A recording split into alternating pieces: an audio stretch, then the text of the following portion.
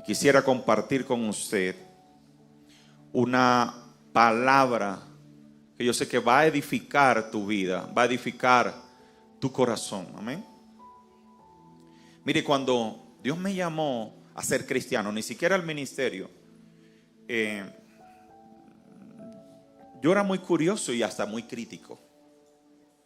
Curioso y crítico. Yo creo que uno requiere de eso para poder crecer espiritualmente. Porque la palabra dice que vendrán falsos maestros a enseñar lo equivocado. Y comencé a leer las escrituras y adoptar ciertos principios que en mi vida podía reconocer que eran verdad. O sea, apenas veía un principio de vida en la escritura, lo tomaba y decía, para siempre yo voy a cumplir esto. ¿Sí me hago entender? Y nadie me va a convencer de lo contrario. Y yo quiero hoy enseñarte una palabra que hace mucho tiempo el Señor puso en mi vida, en mi corazón, y la adopté dentro de mi carácter como hijo de Dios, como cristiano. ¿Sí? Y yo quiero que vaya conmigo, por favor, a Lucas capítulo 17, versículo 11. Lucas capítulo 17, versículo 11, yo se la voy a leer. Y dice así: yendo Jesús a Jerusalén, iba camino a Jerusalén, pasaba entre Samaria y Galilea. Y al entrar en una aldea, le salieron al encuentro 10 hombres leprosos. ¿Cuántos salieron al encuentro? 10 hombres leprosos, los cuales se pararon de lejos y alzaron la voz diciendo: Jesús, repita conmigo, Jesús, Maestro, ten misericordia de nosotros. Cuando él los vio, les dijo: id y mostraos a los sacerdotes. Y aconteció que mientras iban, fueron limpiados. Amén. Entonces uno de ellos, viendo que había sido sanado, volvió glorificando a Dios en gran voz. Cuando él recibió el milagro, ¿qué hizo? Él se devolvió. ¿Y qué iba haciendo? Iba glorificando a Dios en gran voz. Y se postró, dice la escritura, en tierra. Dice, se postró en tierra a sus pies, dándole gracias a Jesús. Y dice, y este era samaritano. Cuando le digo que samaritano, era que no era de Jerusalén, no era judío. Era una persona extranjera. Respondiendo Jesús dijo: no son 10 los que fueron limpiados. Comenzó a preguntarse y a cuestionarse: ¿acaso no fueron 10? ¿Por qué me llega uno? ¿Dónde están? No hubo quien volviese y diera la gloria a Dios sino este extranjero. Y le dijo: levántate y vete, porque tu fe te ha salvado. Amén. Hoy quiero hablar del agradecimiento a Dios. Para que adoptes el agradecimiento como un estilo de vida, pues Jesús reclama el agradecimiento. En esa palabra Jesús está reclamando el agradecimiento de aquellos 9 leprosos que fueron sanos. ¿Tú crees que Jesús no reclama el agradecimiento? Claro que sí. Nosotros, si estamos llamados a bendecir las vidas de las personas, pese a que nos agradezcan o no, pero Dios reclama el agradecimiento por lo que Él ha hecho en tu vida. Amén. Y en esta palabra te estoy sustentando lo que Jesús está pidiendo. Dijo: ¿por qué regresó uno solo? No eran 10 los que fueron sanos. Era una lepra, era una enfermedad mortal. No era cualquier cosa. Jesús soltó la palabra y ellos fueron sanos. Pero dice la palabra, solo uno se devolvió dando gracias a Dios. Y cuando se devuelve, encuentra a Jesús, se postra a los pies de Jesús y glorifica a Dios. Jesús ve esa situación y reclama. Y reclama. ¿Y dónde están los demás? ¿Dónde están las palabras de agradecimiento? ¿Dónde están las palabras? ¿Dónde está ese gloria a Dios? ¿Verdad? Qué gran porcentaje fue malagradecido, ¿verdad? El 90%, fueron 10, 9 se quedaron. 9 no se devolvieron a darle gracias al Señor. Pero quiero que con que tú coloques esto en tu corazón, esta prédica vale la pena. Y es que Dios reclama el agradecimiento por todo lo que ha hecho en tu vida. De ti depende si en tus oraciones le das ese agradecimiento al Señor. Pero Él lo reclama. Hijo, ¿te acuerdas cuando te salvé? Hijo, ¿te acuerdas cuando metí la mano? Hija, ¿te acuerdas cuando metí la mano por ti? Y no hubo ni un gracias, Señor. Yo creo que uno de los desafíos más difíciles para el cristiano es mantener un corazón que esté genuinamente agradecido. Yo me preguntaba, uno hace un escáner del año pasado, pero hay algo que es psicológico. Y que eso que es psicológico nos lleva a no agradecerle a Dios. Y es que las cosas malas marcan más que las cosas buenas. ¿Sí o no? Las cosas malas marcan en nuestra mente más nuestro ser que las cosas buenas. Y por eso vivimos una vida de inconformidad. Por eso vivimos una vida donde el agradecimiento existe poco. Porque siempre está aquel recuerdo, aquel suceso que nos hace sentir que no estamos completos y que estamos inconformes. ¿Sí o no? Es una vida de completa inconformidad. Porque no se ha cumplido aquello que añoras. Porque no se ha cumplido aquello que deseas. Y eso te obnubila, te tapa los ojos y la mente y no te hace valorar aquello que Dios ha hecho y agradecer por tantas cosas buenas que Dios te ha dado y que Dios ha hecho en tu vida. Yo siempre predico de una señora que en mi juventud me marcó. Yo siempre la recuerdo, porque es una señora que se le murió su padre, y cuando se le muere su padre, en su juventud ella quedó así. Y duró tanto tiempo así que esto aquí se le quebró y toda la vida quedó así. Hubo un suceso malo en su vida que la marcó para siempre. Y Satanás es experto en hacerte recordar lo malo que ha pasado en tu vida para nunca darle gracias a Dios por las cosas buenas que Él ha hecho. Pero la palabra nos enseña a ser agradecidos. Jesús esperó el agradecimiento. Hay cosas con las que uno ya no puede batallar teológicamente. No puede batallar. Está escrito. Jesús lo espera que le agradezcas. Hay muchas cosas con las que a veces aquellas personas que estudian la palabra batallan. Hay personas que batallan con el diezmo y la ofrenda. Cuando yo leí la palabra, vi a Jesús que se paró aquí. Dice que al lado de la caja de las ofrendas, y comenzó a ver quién daba y quién daba más, quién daba menos, quién daba. ¿Se acuerdan? Cuando estaba la viuda. Y dijo, la viuda dio de lo poco que tenía, más los otros dieron de lo que se les sobraba. Porque Jesús estaba aquí al lado viendo. Cuando yo leí eso dije, Jesús mira también si yo soy generoso con la obra. Y comencé a diezmar y comencé a ofrendar fuera de los conceptos. Y cuando yo leí esto, así mismo adopté este principio en mi vida. Jesús espera el agradecimiento. Independientemente de lo malo que me haya pasado, que haya sido el año 2024, Jesús espera el agradecimiento. Amén.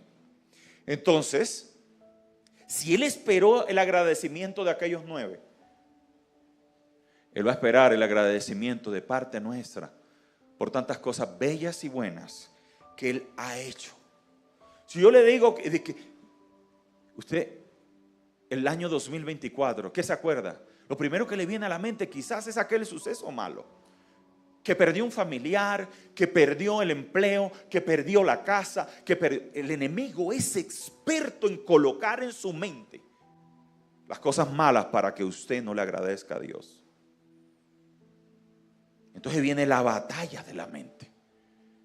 ¿Se acuerda que Joyce Meyer tiene un libro que se llama La batalla de la mente? Porque Satanás nos quiere dictar algo, pero nosotros tenemos que vencer a Satanás en nuestra mente y decir, año 2024 fue un año de bendición. Porque si tú quieres calificar a un tiempo de mayor bendición, el agradecimiento tiene que estar en tu vida.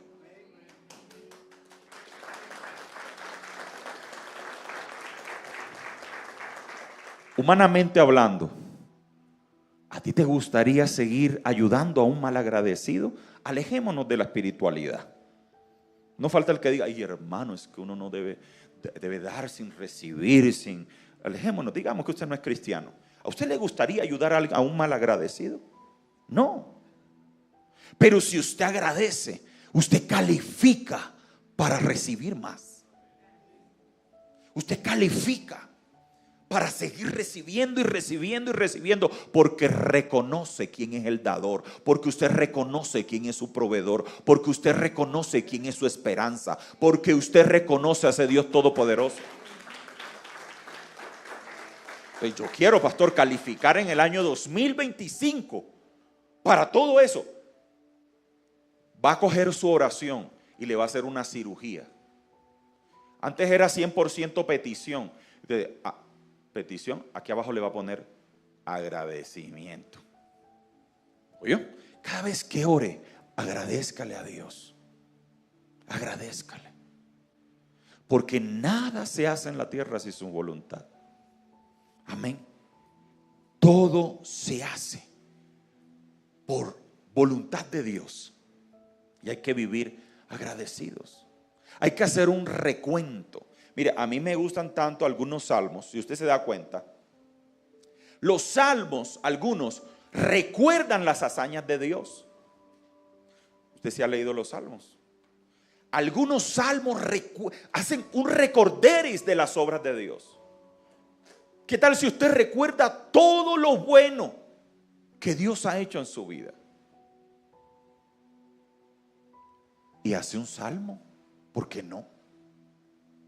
Y lo escribe, gracias porque cuando los médicos decían que no podía tener hijos, me los diste.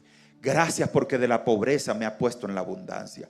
Señor, yo te agradezco porque cuando nadie daba un peso por mí, tú conocías el valor en mi vida.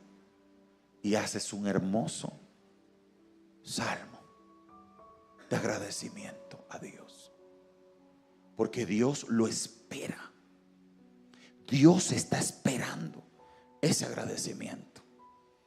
Incorpóralo. Ponte a cuentas con Dios. De pronto nunca le has dado gracias o en los últimos milagros que Dios ha hecho en tu vida te has olvidado de darle gracias. Ponte a cuenta y di, Señor, gracias por esto. Gracias por lo que hiciste en tal día. Porque metiste tu mano, Señor. Amén. Ahora bien, a mí me impresiona la cita bíblica porque, y la estoy leyendo de la nueva, no es la Nueva Traducción Viviente, de la Reina Valera. Porque dice que ellos estaban enfermos, ¿sí o no? Y dice, al final, dice, ¿acaso no hay quien volviese y diera gloria a Dios sino este extranjero? Le dijo al extranjero que le dio gracia, levántate y vete porque tu fe te ha sanado. Usted se equivocó. La palabra no dice sanado. Levántate y vete porque tu fe te ha salvado. Una cosa es recibir un milagro de Dios y otra cosa es recibir la salvación. Yo no sé, aquellos recibieron el milagro. Es más, reconocieron a Jesús como maestro, no como Dios. Le dijeron, maestro. Usted tiene que, cuando usted esté en el discipulado, vamos a estudiar aquellos personajes que recibieron milagros y no reconocieron a Jesús como el Salvador. Algunos le decían rabí. No. Otros le decían Señor. Señor es reconocerlo como Dios. Rabí es reconocerlo como maestro, como rabino. Ellos le dijeron maestro. Y sin embargo dice que aquel que se devolvió fue el que recibió la salvación. Digo, tu fe te ha salvado. En nuestra salvación debe estar siempre el agradecimiento al Señor por nuestra salvación. Ese hombre recibió doble recompensa. Usted va a ver en la Biblia que pocas veces sucede esto. Y también sucede con la mujer de flujo de sangre. Jesús al final le dice, porque por tu fe tú eres, ¿qué? Salva. Ya ella había sido sana. Y Jesús le hace un segundo regalo, que es la salvación. Amén.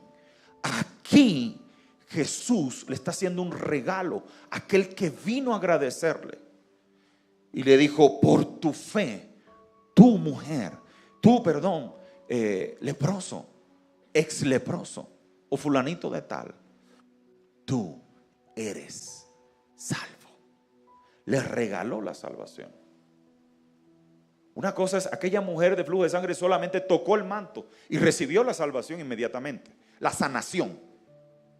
Pero posteriormente y al final, usted léalo, Jesús le da un segundo regalo, que es la salvación. Puede que Dios lo haya tocado a usted, puede que Dios le haya dado una palabra, puede que Dios lo haya sanado, pero usted necesita ser agradecido con Dios. Amén. De pronto Dios le dio una palabra aquí a una persona que no ha aceptado a Jesús en su corazón, que no ha sido ni siquiera bautizado. Dios está obrando para darte una palabra, pero Dios te quiere dar el segundo regalo, que es la salvación. Amén. Pero en nuestra vida de oración hay algo que se llama agradecimiento. Mire, yo sé cuando la gente ha llegado al discipulado y enseñamos, creo que es la segunda lección de Doctrinas Básicas 1, hablamos de las distintas clases de oración. Algo elemental, algo tan elemental, pero la gente no sabe orar. Entonces comenzamos a hablar de la oración de intercesión, de la oración de petición, la oración de fe. Mire, van 3. Oración de consagración. ¿Qué otra más? Oración de acción de gracias. ¿Qué otra más? Y vamos haciendo una combinación para que tú mejores la oración. Y después ponemos a la gente a orar haciendo esa combinación. Oración de adoración. Usted ve en los salmos que entraban en adorando a Dios. En muchos salmos se entraba adorando, y adoración es decirle a Dios quién es Él. Tú eres hermoso, Señor. ¿Qué haré sin ti? Y va entrando con la petición, Señor, mira a mi esposa, necesita ese trabajo, Señor. Y comienza la intercesión. Te pido por mi vecino, te pido por este. Viene una consagración. Señor, te consagro a mi hijo, Dios. Para ti, úsalo así como usaste a Samuel. Úsalo. Y viene la acción de gracias. Señor, gracias porque me diste la oportunidad en esa empresa, porque me diste para ese carro, para esa empresa. Y vas haciendo una combinación. Y nos dimos cuenta que la mayoría de gente no sabe orar. No sabe orar. Se confundió la petición como la oración. Yo creo que eso viene del sistema tradicional. Y la oración va más allá. Usted descuaderne, le voy a decir, o mire los elementos que tiene el ejemplo del Padre Nuestro. Santificado sea tu nombre. Tiene que adoración. ¿Sí? Perdónanos como nosotros perdonamos a los que nos ofenden. Intercesión. Danos hoy nuestro pan de cada día, petición. Líbranos del mal. Mire cómo hay elementos en la oración. Y ahora incorpora un elemento en tu oración diaria, que es la acción de gracias. La acción de gracias. Estados Unidos, cuando era un territorio protestante, espiritual, de los años 60 hacia atrás, donde había una iglesia cristiana en cada esquina y el mover de Dios estaba fuertemente en esa nación. Ellos, sus días de celebración son diferentes a los nuestros. Ellos tienen un día llamado el Día de Acción de Gracias. Qué día tan lindo, ¿verdad? Donde se reúne la familia. Es el día, hace poco leí, donde más gente viaja en los Estados Unidos. Se colapsan las carreteras, se colapsan las aerolíneas, porque viene el hijo que está en Miami a ir allá a Seattle, arriba, y viaja solamente para estar ese día en su casa con su familia, dándole gracias a Dios por tantas cosas buenas y por lo que Dios les ha dado. Ese se llama el día para ellos es más importante el Día de Acción de Gracias que la Navidad. Para ellos es eso quedó de aquel mover espiritual, pero quedó. Así como en el dólar, creemos en Dios. De aquel mover espiritual tan bello, quedó ese día tan hermoso, el Día de Acción de Gracias. Entonces ellos celebran con su pavo, pero todas las familias se integran para dar gracias. Y el sentido original de todo era darle gracias a Dios por tantas cosas buenas que nos ha dado. Amén. Pablo, acuérdense que el apóstol Pablo fundó muchas iglesias. Y Pablo era el padre espiritual de esas iglesias. Y Pablo en sus cartas, y yo se lo quiero demostrar ahora, les recomienda, por no decir les impone, porque cuando Pablo le escribe como padre espiritual a esas iglesias, Pablo les está prácticamente colocando una orden, le está dando una orden a esas iglesias. Eso entiéndalo como padre espiritual. Él coordinaba, le decía a Tito, a Timoteo, que eran prácticamente coordinadores de iglesias. Les establecía el orden en estas obras. Sin embargo, vayamos a Colosenses 3:15. Cuando Pablo le escribe a la iglesia de Colosenses, ¿se acuerdan de qué habla Colosenses? Esta semana lo vimos en el estudio del discipulado el día jueves. Se refiere a la preeminencia de Cristo. Es uno de los pocos libros del Nuevo Testamento que desarrolla toda la preeminencia de Jesús, y por eso comienza diciendo que por Él fueron constituidas todas las cosas. Todo lo que existe fue creado por Él y para Él. Y en esa carta de preeminencia a Cristo, Él les pone una orden. Y esa orden se encuentra ya en su despedida. Dice: y la paz de Dios gobierne vuestros corazones. Y dice: a la que asimismo fuisteis llamados a un solo cuerpo. Y dice: y sed agradecidos. ¿Y sed qué? Agradecidos. Y sean agradecidos con Dios. Amén. El agradecimiento tiene que ser un elemento esencial en nuestra oración. ¿Quieres calificar para más bendiciones? Dale gracias a Dios. Dale gracias a Dios inmediatamente. Amén. Debemos cultivar el agradecimiento en nuestra vida.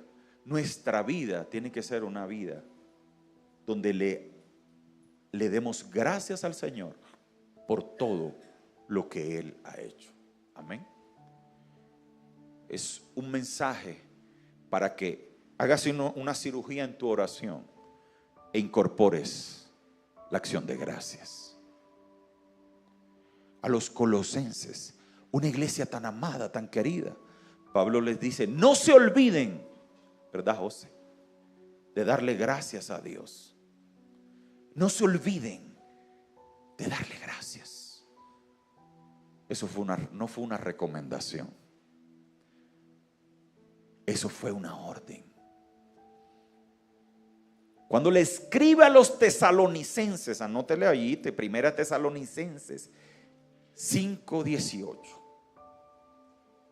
Qué lindo Tesalonicenses. uno de los pocos libros que nos habla de la segunda venida del Señor.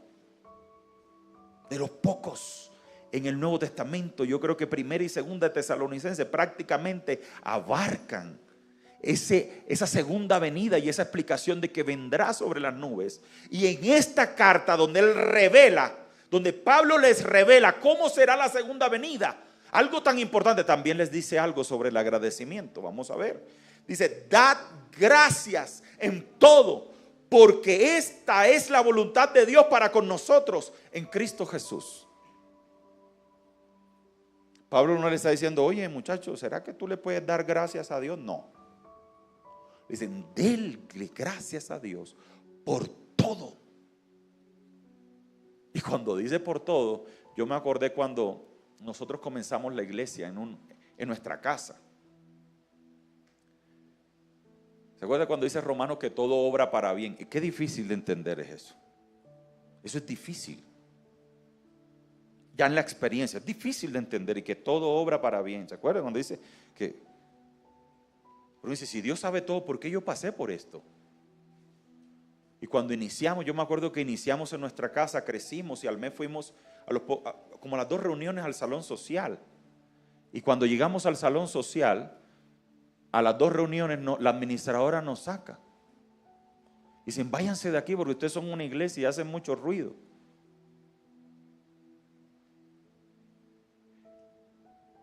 Y tuvimos un domingo sin reunirnos, fue doloroso. Y después nos fuimos a un hotel, a Legina, 104, 105 como con 18 por allí. Y vino un hermano y nos regaló estas cabinas. Cuando escucharon estas cabinas nos sacaron. Nos expulsaron. Pero eso fue muy doloroso para nosotros. Porque ¿para dónde íbamos a coger? Y llorábamos. Y las personas y los hermanos tristes. Y nos fuimos a las 100 con 15 Landes Plaza. Y ahí sí pudimos hacer un poco más de ruido. Pero una vez una pareja de homosexuales se quedó allí. Y puso un comentario en Booking. No vayan a ese hotel porque en ese hotel es una iglesia cristiana. Y Y el administrador nos llamó inmediatamente. Dijo, no se pueden, prohibido hacer otra reunión de ustedes aquí. Nos prohibieron los dueños. Otro proceso doloroso. ¿A dónde voy? Que todos esos procesos dolorosos de transición de lugar era para llevarnos a un lugar más seguro, que era este. Era para no andar de nómadas. Ya ahora puedo decir, ¿todo obra para bien? Sí. Pero ¿y las lágrimas que nos costó y el dolor? Cuando llorábamos, nos jalábamos, ¿para dónde vamos? Y ahora nos sacaron. Pero ahora puedo decir como Job, de oídas te había oído, mas ahora mis ojos te ven. Cosas grandes y maravillosas trató Job, ese dolor que yo no conocía. Pero al final Dios tiene el control de todo. Y con el tiempo es que te das cuenta que la voluntad de Dios fue la mejor. A pesar de que lloraste y a pesar de que sufriste, era lo mejor para ti. Entonces, la palabra ahora Pablo nos está diciendo, den gracias a Dios porque esa es su voluntad. Pastor, pero ¿cómo así? Si lloré, si sufrí. Más adelante se te revelará el por qué. Ahora no. Ahora estás como Job, atravesando la situación, pero Dios no te va a decir el por qué. No habrá profeta, no habrá nadie, no habrá amigo que ore por ti, que te diga el por qué estás pasando eso. En el tiempo correcto, como lo dijo Salomón en Eclesiastés, Dios, todo tiene su tiempo. Dios te revelará el por qué sucedió. Amén. Pero por lo tanto, debemos darle gracias a Dios. Darle gracias. Señor, gracias. Cuando La vez que me confrontó la cita de Romanos, de que todo es para bien, fue cuando, la vez que más me confrontó, fue cuando a mi madre le descubren el cáncer grado 4, es decir, le dicen, te vas a morir en 2 meses.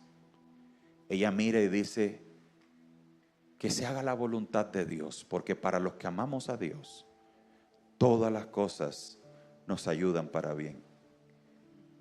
A mí esa cita en ese momento me causó temblor, porque yo no la quería aceptar, la voluntad. Pero ella sí conocía la voluntad de Dios, mas yo no. A ella le fue revelada, mas a mí no se me fue revelada en ese momento. Pero en ese tratamiento que ella tuvo, fue donde yo más crecí espiritualmente. Eso tenía una razón de ser. Aunque nos duela y no sepamos el por qué, algún día Dios te va a decir por qué sucedió eso. Mientras, dale gracias a Dios. No lo entiendes. No hay argumentos. No hay un motivo. No hay un entendimiento de ese suceso. Pero Dios sí tiene la respuesta y te la notificará en el momento correcto. Miremos en los salmos. Salmo 34:1 dice: bendeciré a Jehová en todo tiempo. Bendeciré a Jehová en todo tiempo, y su alabanza estará de continuo en mi boca. Amén. Veamos otro mandamiento, digamos, mandato de Pablo a la iglesia ahora de Efesios o Éfeso. Efesios 5:20 dice: dando siempre gracias a Dios y al Padre en el nombre de nuestro Señor Jesucristo. Amén. Debemos vivir una vida de agradecimiento. Yo creo que se nos ha olvidado un poco, ¿verdad? Todas las cosas grandes y maravillosas que Dios ha hecho. Hace poco me contrataron algo que yo soñaba. Y yo lo sueño, y le digo: Señor, inspírame. Porque yo creo que cada uno de nosotros tiene una vida que contar. Yo creo que los salmos hay que seguir escribiéndolos. Yo creo que la Biblia se sigue escribiendo. La Biblia se sigue escribiendo. Yo creo que Hechos se sigue escribiendo. Yo quiero ver el libro de Jairo, Hechos de Dios en la vida de Jairo. Yo quiero ver los hechos. Yo sueño, digo, cada uno debe escribir lo maravilloso que Dios ha hecho en nuestra vida, porque eso alimenta mi fe también. Eso alimenta nuestra fe. No solamente Dios hizo milagros en Pedro, en Juan, en Lucas, en Marcos, en Mateo. Dios es el mismo ayer, hoy y siempre. Y Dios sigue escribiendo la historia de tu vida. Entonces me encontré con una hermana, la hermana Liliana, que es una profeta que ora mucho por nosotros. Me dijo: ay, hermanito, hay unos poetas allá en Cartagena que quieren hacer un libro. No tienen muchos recursos. Yo le dije: mándemelos. Pero ellos quieren escribir de Dios. Yo le dije: ¿cómo así, hermana? Poemas a Dios. Yo le dije: oye, hermana, no me digas eso. Yo les voy a ayudar. Y cuando leo los poemas, hermosos para Dios, salmos, gente experta con métrica. Yo no entiendo de métrica de poesía, pero y que métrica y rima y todo así. Yo dije: qué bello. Cuando veo 23, yo dije: no, faltan más. De verdad, hermano, vamos a buscar a otro. Faltan más. Pero era gana de que se escribieran más, se inspiraran y se vieran qué poemas tan hermosos para Dios. La Biblia hay que seguirla. Con todo el respeto, yo sé que existe un canon bíblico y que se cerró. Cuando digo que la Biblia se sigue escribiendo, Es el testimonio de tu vida y de las hazañas que Dios hizo y que tú las tienes que publicar. Dice, y mis alabanzas publicará. Y en las alabanzas están publicadas las grandezas de Dios.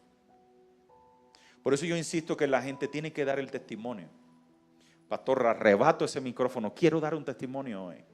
Porque cuando usted da testimonio de las grandezas de Dios, usted está predicando a nuestro Señor. El pastor, Dios me dio la finca, la cabaña que yo quería. Muéstremela a ver. ¡Ah! Dios mío, Señor, te pasaste. ¡Wow! ¡Qué fiel es Dios, hermano! ¡Wow! ¡Qué bello! Estábamos orando, pastor, y mire, Dios puso un negocio y lo hicimos y lo compramos. ¡Wow! Yo a veces le digo, hermano, ¿qué te echas? ¿Te para ver? Pero bromeando. Es una forma. Echa para acá, hermano, muestre. Porque la unción se contagia. Usted se tiene que cuidar hasta de la gente con la que comparte la palabra del Señor. Hace poco estaba hablando con algunas personas de la iglesia que ya yo distingo que son apasionados por la palabra. Le dije, vamos a hacer un club de lectura. No digamos, vamos a leer este libro esta semana. Nos reunimos en Zoom y debatimos. No debatimos, comentamos. Gente apasionada. Me encanta la gente que se para y da testimonio de Dios y que predica al Dios verdadero. Yo una vez les di un ejemplo de una vez. Eran como las 11 de la noche. Y yo estaba sin sueño, mano. Y prendí el YouTube. Y yo me acuerdo que había un reggaetonero que está aquí tatuado. ¿Cómo se llama él? Que se convirtió. ¿Cómo? No. Bueno, no, antes. ¿Cómo? Larry Over, creo que se llama. Larry Over. Creo que es él.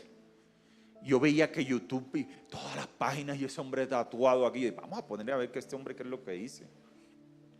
Y comencé a ver a ese hombre. Vea, ese hombre no citó la Biblia. Ese hombre no citó la Biblia. Pero ese hombre cuando comienza a contar su testimonio, yo no sé qué me estaba pasando. Bueno, yo sí sé. Yo comencé a llorar. Y lágrimas salían. Y comenzó el Espíritu Santo a crear un ambiente en la sala. Y yo tuve que terminar postrado en ese ambiente por lo que ese señor estaba hablando. Y no estaba citando la Biblia, hermano. Estaba hablando de cómo Dios tocó su vida y su corazón. Y cómo él ahora se había alejado de todo, solo con su testimonio. No necesitaba tener la Biblia ahí para visitarme. Juan 3:15, Mateo 18:3. No. Solo su testimonio bastó para que la presencia de Dios inundara ese lugar en ese momento. Y yo le decía, tenía rato que algo no me ministraba así. Yo soy de lágrima dura. Yo le digo, Señor, pero a veces el Señor, ahorita que el Señor estaba por aquí, estaba ministrando a mi esposa por aquí, me dieron unas ganas de llorar. Y le dije, Señor, cálmate. Si voy a predicar. Señor, espérate, Espíritu Santo, dame, espérate. Porque hay que tener el control de las cosas. Y hay veces que uno no se puede controlar. No. Y si el de al lado le hace así, déjenlo hacer así. Porque el hermano está siendo manifestado. Soltó las lenguas, déjelo. Cada uno tiene una manifestación diferente.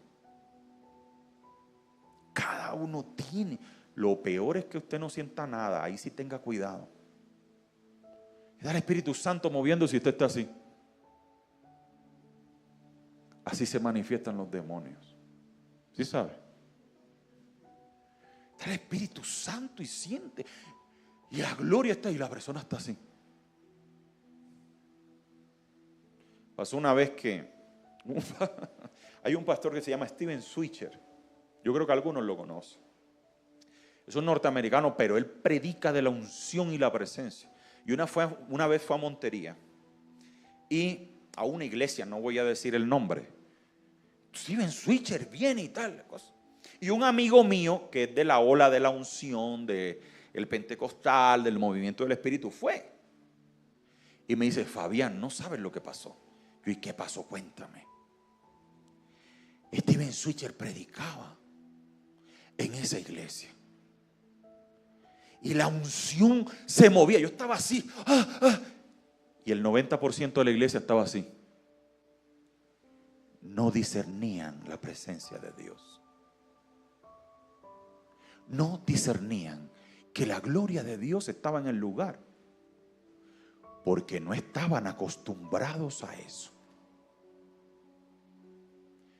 Los que saben de iglesia saben cuáles son las iglesias de corte bautista. Ellos no son de ese mover.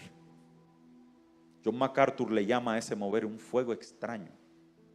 Pero no es extraño el poder de Dios para nuestra vida. El mover del Espíritu Santo tiene que ser constante. Usted tiene que preocuparse cuando usted no lo sienta. Tiene que preocuparse cuando usted ore y no pase nada. Por lo menos sentirlo. Un fuego, un calor, un viento. El silbo apacible, dice la Biblia, que se pasea. Yo lo siento como el silbo apacible. Una ráfaga de viento en medio de ese lugar. A veces estoy en un recinto cerrado diciendo, aquí está Dios. Aquí está su presencia. Cada uno tiene una manifestación diferente. Amén. Pero volvamos al mensaje de agradecimiento. Incorporar. ¿Calificas para el próximo milagro? ¿Quieres calificar? Agradecido, Señor, gracias. Gracias. Hay un mensaje que yo lo titulé hace rato, el favor y la gracia. Cuando dice, no es por tu cara. No es por si de hoy te hiciste las cejas. No es por el color de los ojos. No es porque tengas dinero. Es porque a Dios le plació hacerlo contigo. Es que aquí hay 60 personas, pero a Dios le plació hoy hablarte a ti. Yo hubiese querido que Dios me hablara a mí. Él hubiera querido que Dios le hablara a él, ella también. Pero a Dios hoy le plació hablarte a ti. No por el cabello, por la chaqueta tan bonita. Y porque le plació tocar tu vida hoy y tu corazón. Qué hermoso. Yo le digo a la gente, no se acostumbra a que Dios le hable. Eso es lo peor que hay. Porque yo soy pastor por una palabra que Dios me dio. Estaba yo sentado y Dios, tú me vas a obedecer, me vas a hacer pastor. Y para que sepas que soy yo el que te hablo, tú estás viviendo esto. Pero Dios me dijo toda mi vida. Este hombre me está diciendo la verdad porque este hombre no sabía nada de mí. Y voy a tomar en serio lo que él me está diciendo. Porque es Dios el que lo está hablando. Pero es cuando es alguien que imita a Dios. Yo siempre le digo, cuando usted está en el discipulado, usted lo va a discernir. ¿Cómo discierne usted de un profeta verdadero de uno falso? O no hablemos de falso, de alguien que imita lo profético. ¿Usted quiere saber? El que imita lo profético dice cosas genéricas. Ay, mi hermano, yo veo que este año te va a ir bien, que veo que el cielo se abre a tu favor, esto y tu esposa va a estar ahí contigo. Yo también puedo decir eso. Pero el verdadero profeta se caracteriza porque te dice algo que solo tú sabes. Y eso se llama palabra de ciencia. Jesús le dijo a la mujer, 5 maridos has tenido y el que tiene ese no es tu marido. ¡Ah! Se asustó la hermana, perdón, estaba concentrada ahí. Me acordé un video que circula en la red donde está un brasilero predicando. Y dice, ¡ya está raba! Y se asustó la muchacha. Pero lo que caracteriza a un verdadero profeta, que en palabra de ciencia se llama, el Espíritu de Dios te dice algo que solo tú sabes. Y cuando esa persona te dice eso, tú dices, pare de contar. Este es un profeta. La palabra dice, el profeta hay que juzgar la profecía para comprobar. Y cuando usted sabe que alguien es profeta, ya. Deje de evaluar la profecía. La profecía se evalúa con aquel que usted sabe que no es un profeta, como un aparecido. Va usted en el Transmilenio y viene alguien, uy, hermana, venga, yo veo esto y esto y esto. Y tiene el don, pero el don de sospecha. No tiene el de profecía. El de profecía va con la certeza. Amén.